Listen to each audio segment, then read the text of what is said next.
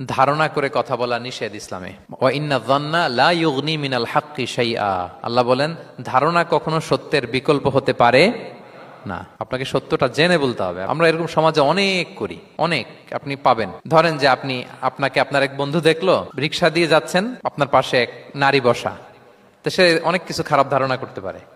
এরকম হয় না সমাজে?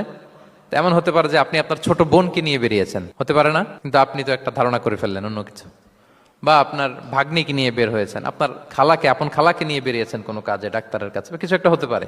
কিন্তু তাকে দেখেই আমি এদিক সেদিক বলতে আরম্ভ করলাম যে ওকে তো দেখছি এরকম এরকম এরকম। আছে না নাই? আমাদের সমাজে আমি দেখেছি যে কারো যদি ঠোঁট কালো হয় তো মানুষ ধারণা করে নেই লোকটা মনে হয় সিগারেট খায়।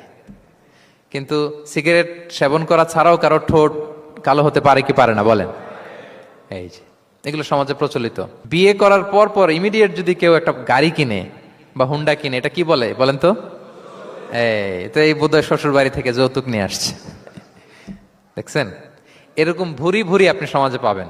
আন্দাজে ধারণার উপরে আমরা অনেক কথা বলে ফেলি, কিন্তু নিশ্চিত না হয়ে আপনি কোনো কমেন্টসে যেতে পারবেন না, এটা একেবারে নিষেধ।